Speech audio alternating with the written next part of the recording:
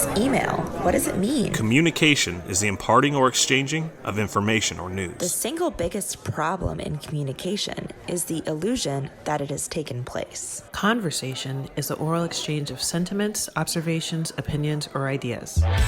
Forbes Books Radio presents The Conversation with Clinton M. Padgett.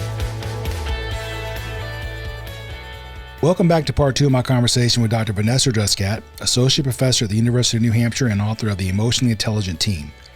We pick up the conversation with Dr. Druskat explaining why it's essential for team members to have a collective ownership of their culture rather than having it mandated by a leader.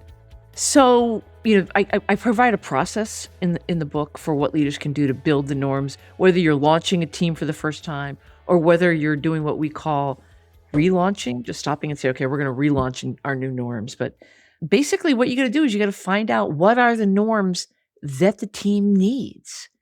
What are we doing too much of? What are we not doing enough of for you, for your needs? Because the leader is often the last to know. You probably know this, but it just fascinates me. I've spent 30 years studying teams and leaders and doing workshops. And leaders, I always say to leaders, do you know what's going on? Do your team members do this? Do they know this? Oh, yeah, blah, blah, blah. And then I go to the team and it's completely different than what the leader said. And it's the leader, because everybody puts on a nice face. It's again, one of the reasons why the leaders don't know when there's problems among members, because everybody treats the leader well. And so you have to really open it up with, this middle bucket of norms, which is assessment, which is, okay, what are we doing well? What do we need to do differently?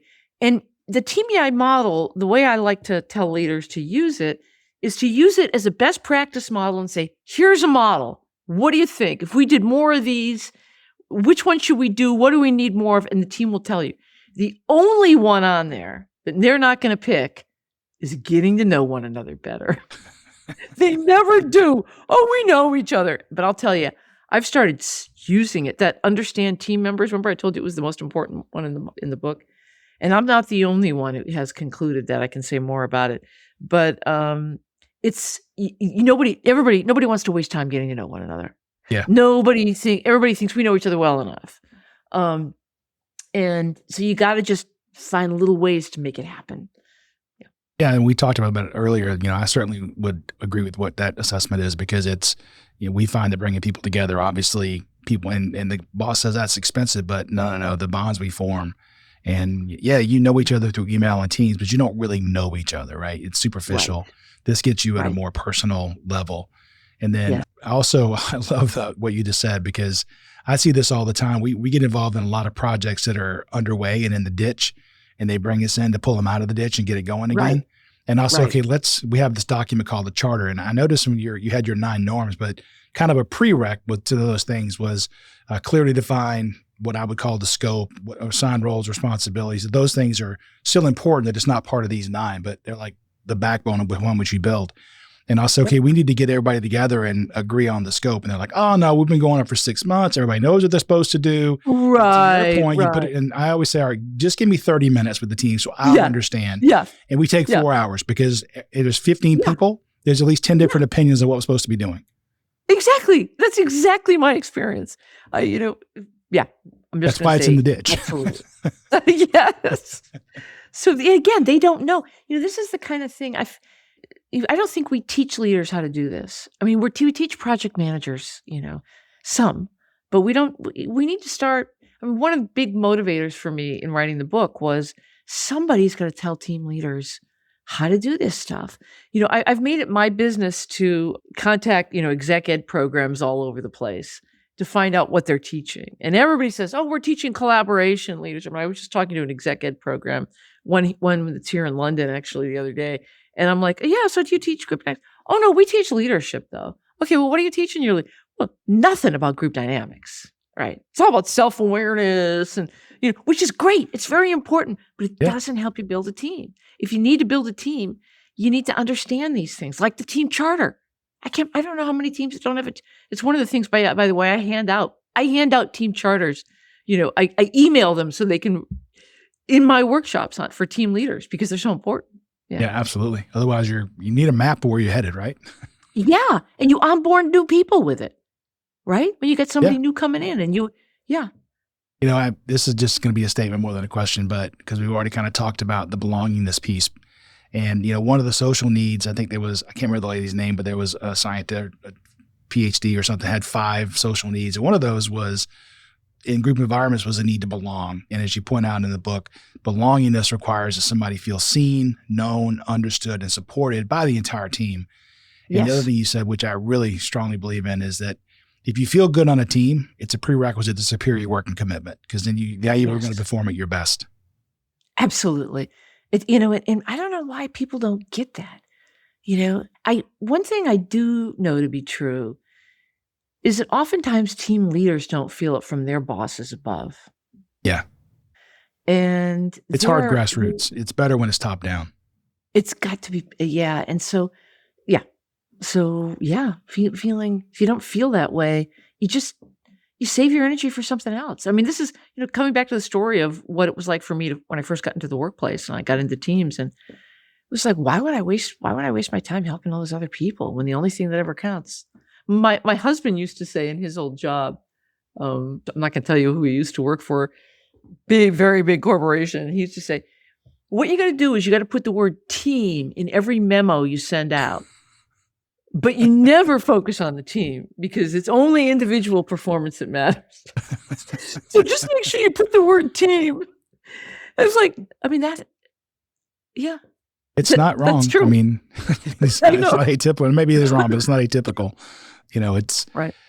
Teams are important. And I think I'm a big human nature guy. So that's why I like the book, because it was a lot of the things that at least validated what I thought anecdotally, and now there's some science behind it. But what I noticed, I think human beings have this burning desire to want to check things off their to-do list. And so the easiest way is to not have a meeting. It's not to actually talk to you. It's to post it on Slack or send you an email or have you ever picked up the phone to answer and somebody says, I was just going to leave you a voicemail, because they don't really want to talk to you, because what they really want to do is say it's done. And I hope I never hear from you about this again. And I could check it off my list and go on to the next thing. Right. And that's how organizations are so often. But you can't run a team that way. No. You can't. I always think that the test of a good team, especially if you're working remotely, which many teams are now, you have to know each other well enough that you can pick up the phone and call someone.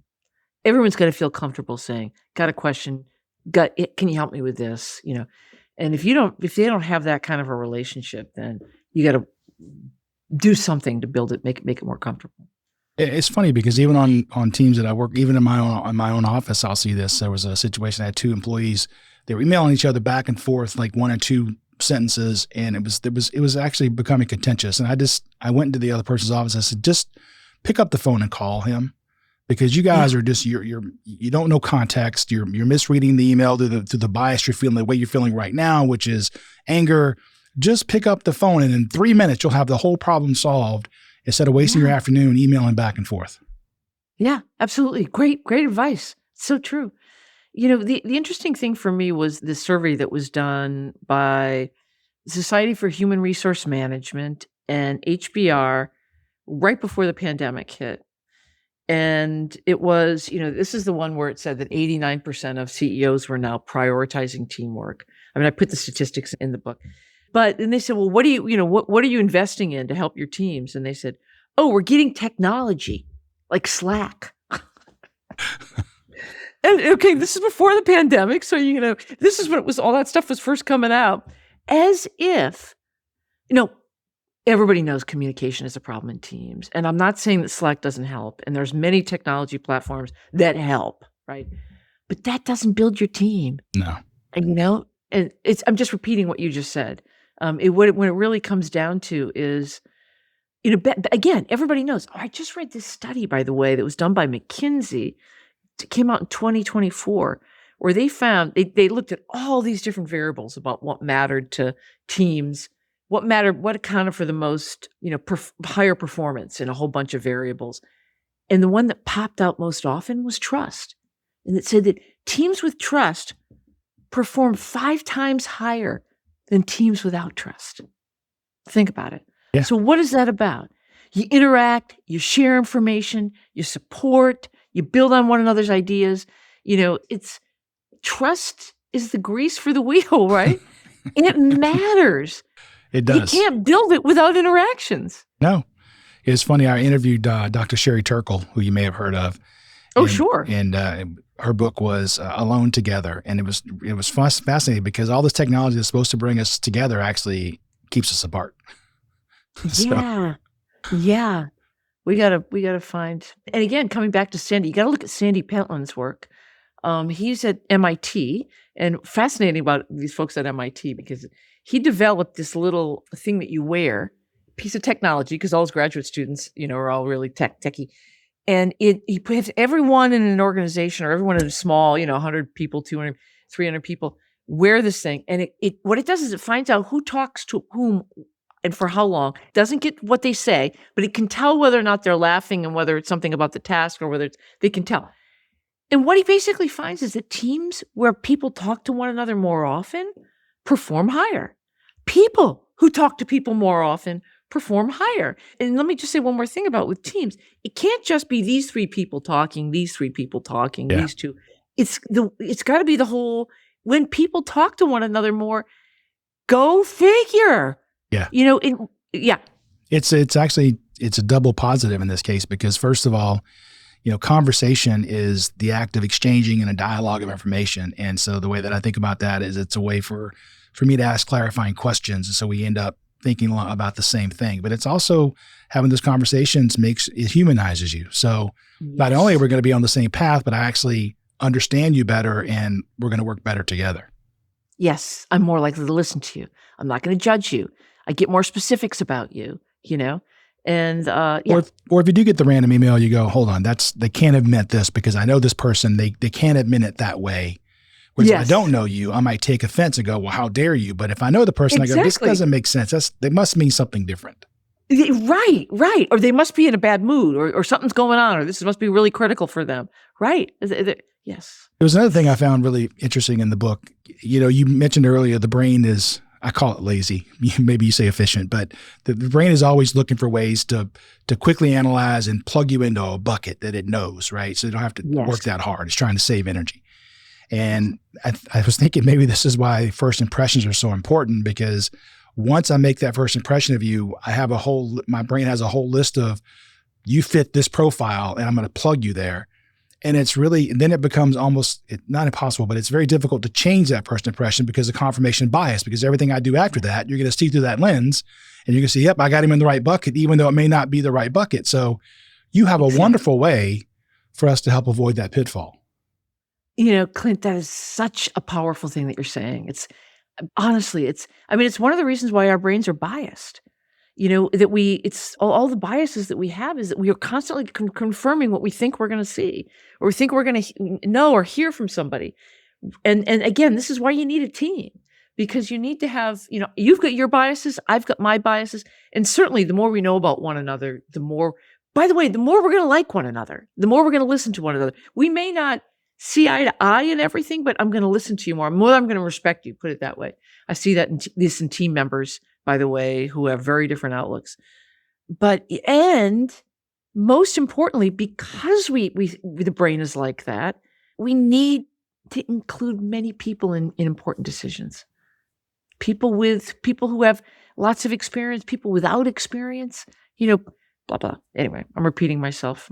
No, you have, and what I liked about in the book, it talked about you should have two hypotheses for a person. Oh, yeah. And you keep an open mind. So basically, and it's going to be, I think, hard to do, at least maybe I'm just old, but it's going to be hard to say, well, it could be this or that, because I know my brain's going to say it's this. And the challenge there is I'm going to get 10 pieces of data and I'll pick out the one that reinforces what I already think and throw away the other 9. But if you could keep an open mind and say, okay, well, the person, I think the example you used was their shirt was untucked. And so you might think, oh, they're a slob and they're this and they're that. But you might find there was a reason why it was untucked later. And so you need to try to keep an open mind for sure. Absolutely. Yeah. That came from my old colleague, the late Don Wolf, just brilliant guy. Yeah. So any team is going to have extroverts and introverts. Is there a way to handle the conflicts that can arise from those personality differences? Well, I think that you have to, again, as the culture manager, as a leader, you have to figure out who are the extroverts and introverts, what are people's different propensities, right? So that's only just, those are just two different characteristics. There's many others. There's some people that are more, one of my favorite is people who are very people who are like engineers. They don't want to make mistakes. They want to prevent mistakes, but very prevention oriented. And then there's people who are very promotion oriented. So they're very optimistic. They don't want to focus on them. But you need all those, and you need people's propensities. But most importantly is you want to hear from all of them. And so you got to get good at cutting off the extroverts, because extroverts tend to think while they're talking. And so they don't often realize they're taking up all that airtime. Yeah. And so you got to be, one of the most important skills I've ever learned as a group facilitator is how to cut people off. I sort of warn them ahead of time. And then I'm like, but you got to let them know, again, they got to know I love them, right? They got to know I care about them and I respect them. I'll say, okay, let's hear somebody else. And then you got to invite in the introverts more often. Yeah. Introverts also, and I mentioned this in the book, they like agendas. Extroverts don't need an agenda because they can think on their feet. They are the agenda. They are, yeah. But introverts, what I've learned from working with a lot of introverts is that they like to think in advance of what they might say, right? And so that's important to them. So you got to make sure that you make space for them. And there's many ways to do that. So. I think it's also interesting that in today's virtual world, I think you have to be more proactive, because I've seen this happen where they'll have a meeting that's hybrid, some people in the room, some on the call, and you'll end up asking the people in the room what they think. And then at the end you go, oh, Bob's on the phone. So Bob, what do you want to add? And Bob's like, well, everybody already took all the good ideas. So I always say, maybe start with the people on the phone first and give them a chance to be engaged. Otherwise they're just going to fall off.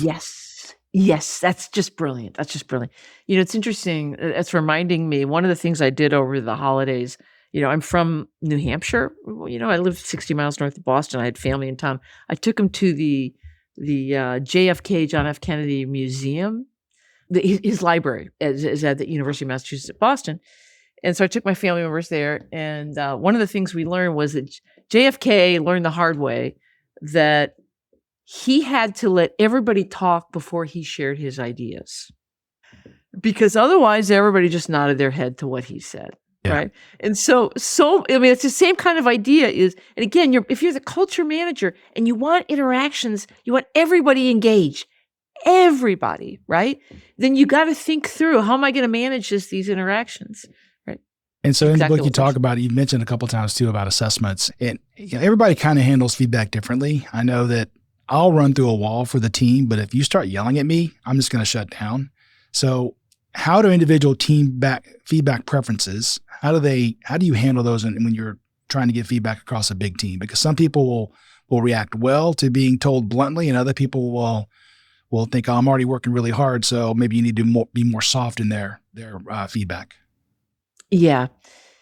That is really critical. So one of the things I have in the book are some questions that you can talk through. And it's a great way of doing a check-in in the beginning. One of the other things to get to know one another, which is like, how do you feel about feedback? How do you personally want to hear it, right?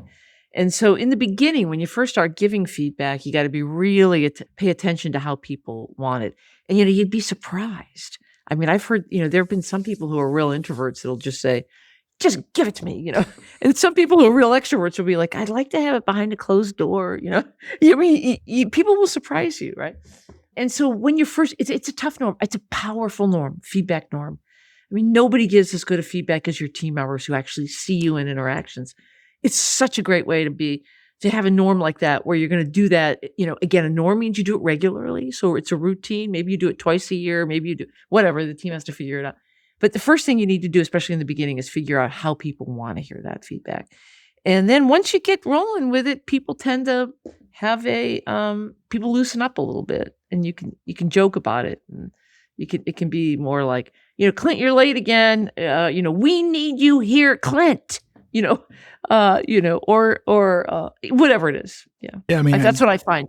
There's also negativity bias, and you gave a couple of good examples, and I was in my own mind thinking about, as I mentioned off in kind of the green room earlier, I'm an adjunct professor at Georgia Tech in exec ed. And I remember not that long ago, I got an email from the last session that I did, and it said, oh, you always have the highest ratings of anybody that comes in and teaches, and here's some comments. And there was one comment. There was 10 that were positive. That was one that was negative. And I just focused on that. And you think about you talk about coaches in sports, and they'll always say they remember their losses more than their victories. And it's hard. And you gave a couple of examples in the book of a student that you gave some feedback, mostly positive, but he clearly was upset about the negative. And there was by the way, I found that film that you mentioned, two people that were arguing. Oh, you found it? Oh, found great. it, and I watched it. I was like, wow, that's powerful. Isn't that powerful? Yeah. Yeah. So we should tell your audience what this is a film. It's a couple of actors. It's a husband and wife team, and they have an argument. And they're just reading from they memorize the script. And so they do the argument first in the first script, and they're yelling at each other. It's quite painful. And then they stop and they say, okay, let's redo it. But maybe the person who wrote the script wanted us to do it with love. Yeah. And so then they're more tentative, like, so did you go out because, you're frustrated with me? Rather than, you're frustrated, it's just a whole different, the way you say it, how you say it matters. It does. So anyway, I can't remember how. Oh, the feedback. Yes. How you give the feedback matters so much. We've known this for a long time. I mean, anybody worth their salt will tell you that, but still it hurts to get the negative. It does. It hurts. I know. I feel the same way. It's all I got my most recent ratings for my class. I still haven't opened them up yet because I can't, I mean, what is it, February at the end of the semester? It's like, I know there's going to be somebody in there, and it's going to kill my day. Yeah. There are 20 good ones and one bad, and you focus on the bad. It's just, at least it's not just me. It's human. It's humans. It's human nature. And so you got to remember that the negativity, you got to have people in your team that are going to remind the team of the positive things that they've done. When you think about, why is it that we do that? There's your brain's trying to save your life. Yeah. I mean, when you think about what a great teacher you are, Clint, there's no doubt in my mind you're an amazing teacher. Why the heck would you focus on the negative one? So now my theory is I give it to one of my assistants to say, just filter out the bad stuff and let's I think it's really true. And just give me the feedback, Right. Another one of the things I love about you is you travel a lot and work all over the world. And there's a story you told, and as I was reading it, I was laughing because my favorite country outside of the U.S. is Japan. I love Japan. I've done many projects there. I love the culture. I'm a rule follower. I like the fact they don't cross when it says don't walk. And I love it, right? Yes. But the story you were telling of the HR person was, I had vividly remember having a conversation with somebody in Japan at a company, and I'm talking in there going, hi, nodding their head and saying, hi. And so on my mind, I think they're agreeing with me. Right. And then I found out later, no, hi just means I understand you're speaking words and I understand those words, but I don't necessarily agree with those words. Right. And so you have a story similar to that in the book. Yes. Yeah. Team members that were some from Japan, some from the U.S., and the people in the U.S. just kept saying, we want you to be honest with us. You got to, if you can't make the date, just tell us. And because they had been having this experience where the Japanese weren't, following their orders, right? And it was just so hilarious. And so they were saying, will you do that? And the Japanese were like, yeah. And then they're like, okay, so we have an agreement now. Yeah. One of my Japanese colleagues told me that, and I'm not sure this is true, but this is what she told me. She said, there's no word for no in the Japanese language. So rather than, and they won't, if there is one, they won't use it. So what they'll do is if somebody says to you, that will be difficult. That means it is never, ever, ever going to happen, but they won't tell you that because they're so polite. That's so interesting. Yeah. I mean, you gotta realize this, but in the United States, many people don't travel a lot. So it puts it on some pressure on the leader to ask, talk about it in the team. I think another one that was unique for me in the book, I think most of us are probably familiar with postmortems where after the project is over and you have a meeting and you come together and talk about what failed and what could have been done better. But in the book, you actually have the idea of a premortem. What is that? So again, I can't remember whose idea it is. It's not my idea. I found it somewhere, and I think it's just brilliant.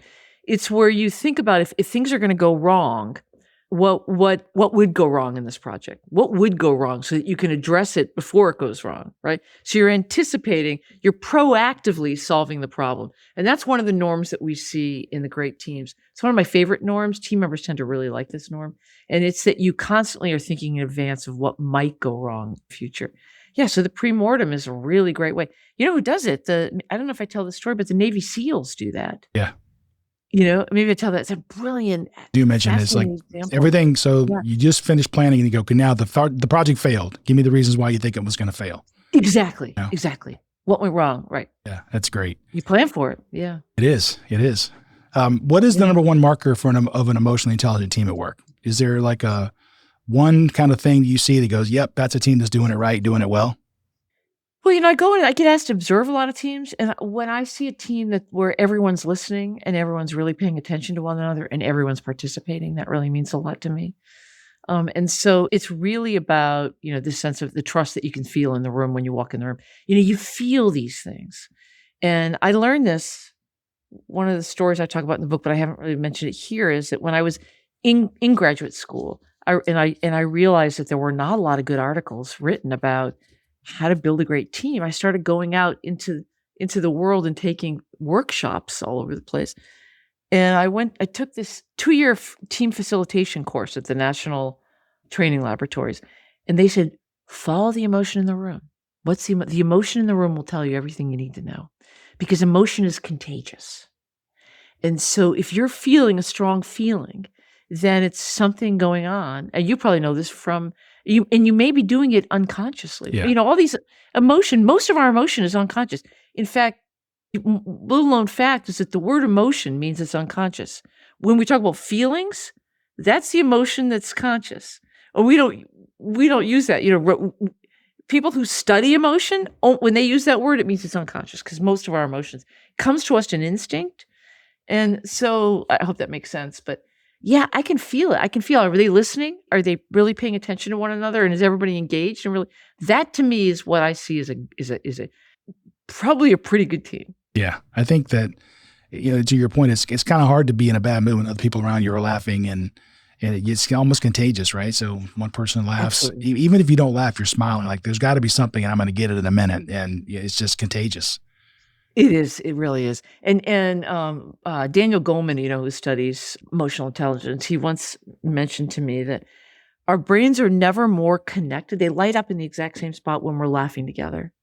So you're never really more connected in a team than when you're all laughing about the same thing. Yeah. And so it feels good.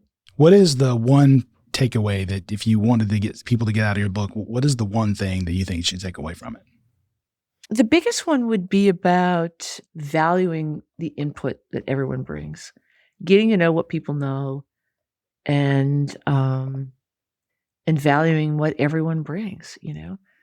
That's what makes for a good team. So, and it requires listening and not judging, like we talked about earlier, but everybody's got something to add.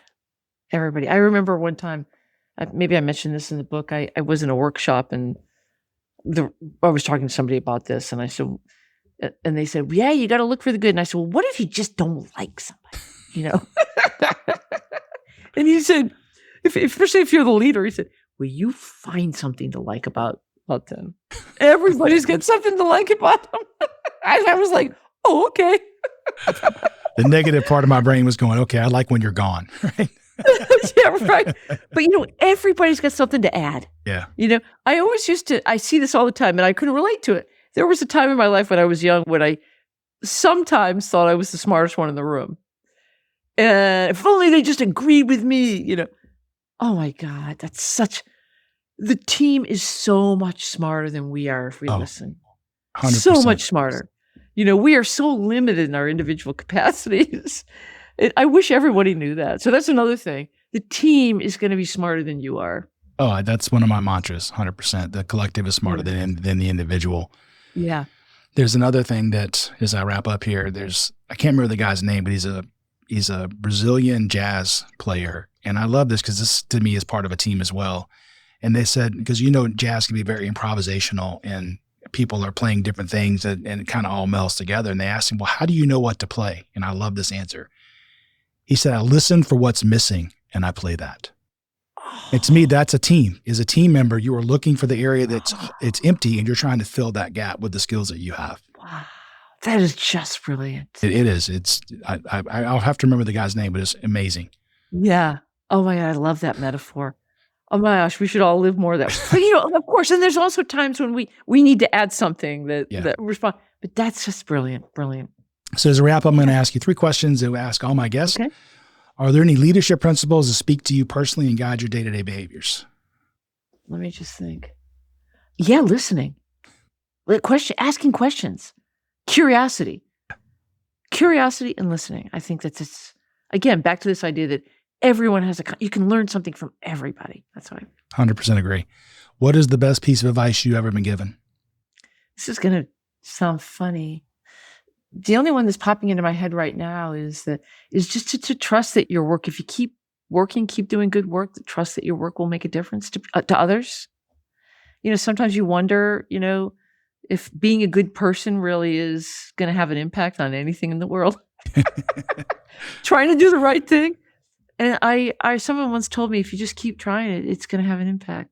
So I like to live that way because especially right now, there's so much negativity out there and it's hard not to replicate that. I just like to kind of live like even the small things I do, the thank yous I give, the good mornings I say, the recognition, it has an impact and it's contagious. It passes on. Yeah, I love that.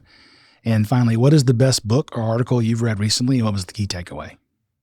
Well, the best book I've read in a long time is this book called Social by Matthew Lieberman.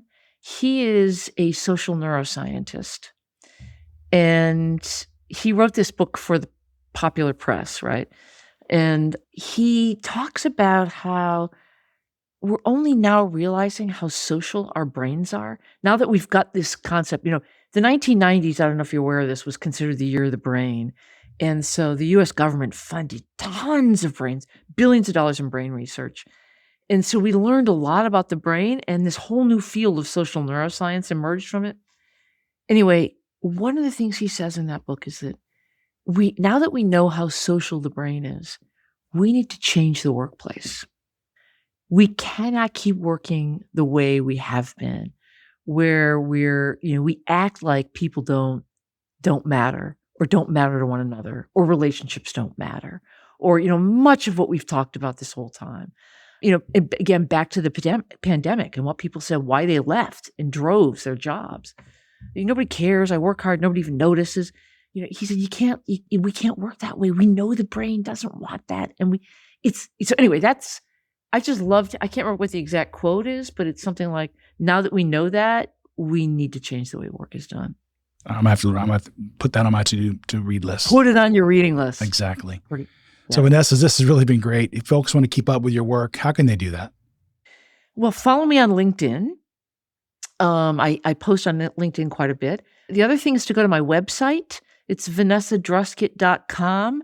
And it's in process. I'm about to add a lot more things. I've got resources on there. For example, I've got a quick survey, TMEI survey you can download there. And again, I'm going to be putting more resources on there shortly. And what else? Well, I'm at the University of New Hampshire, 60 miles north of Boston. You can always find me on that website. But yeah, I'd love to hear from you. I really appreciate your time today. And the book is The Emotionally Intelligent Team. Buy a copy for yourself and everybody on your team. So it'll help them out. Thanks so much for the conversation. Thank you, Clint. Thank you. My pleasure. Thanks for listening to The Conversation. To find out more about Clint, go to clintonmpaget.com and pick up Clint's book, How Teams Triumph, Managing by Commitment, at Amazon. The Conversation with Clinton M. Paget is a production of Forbes Books.